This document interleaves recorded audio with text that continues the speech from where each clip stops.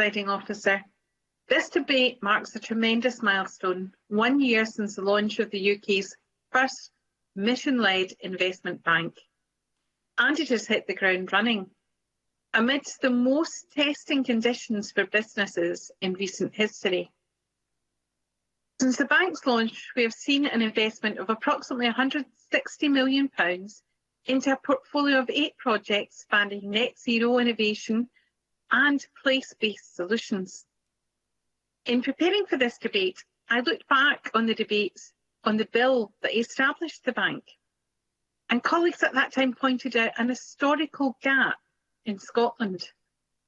Much of what was down to an institutional obsession with short-term returns and quick wins.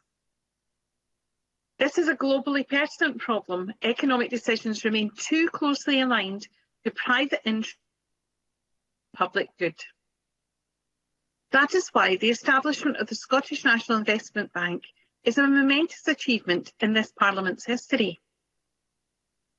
We have just finished COP26 in Glasgow.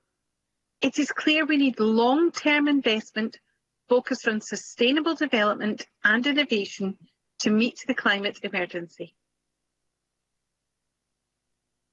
I note the calls for increased capitalisation in line with high ambition of the bank's aims.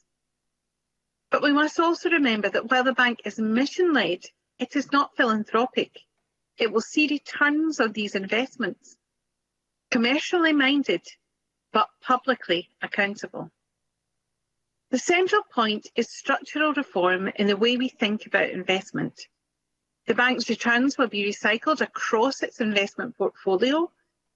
It does not account for investment from other sources driven by the availability of patient capital.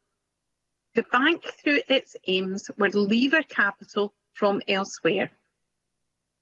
Risk-tolerant investment, which ensures traditional fixations on short-term profitability, cannot be continued, and the importance of patient capital in a recovery cannot be overstated. So with respect to opposition motions, I would advocate reciprocal patience and longer-term thinking. The initiative in its first year is only in its first year, and has already made a series of exciting and worthwhile investments, and it will naturally take time for the bank to reach its full potential. We want to see the bank achieve in its missions, supporting Scotland's transition to net zero, building communities and promoting equality and harnessing innovation.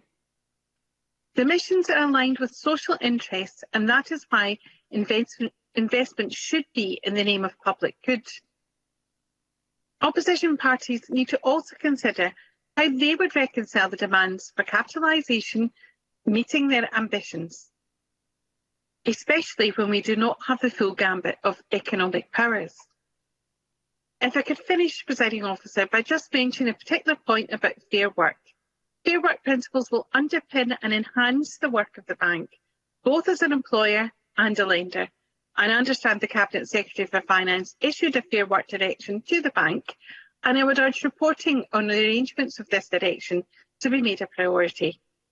Fair work is central to the Scottish Government's economic strategy, and we will lead by example and promote fair work principle to employers across the country. Fundamentally, if we are serious about a just recovery from the pandemic, the mission-led investment founded upon fair work principles is key. Thank you, Presiding Officer. Thank you, Ms Adamson.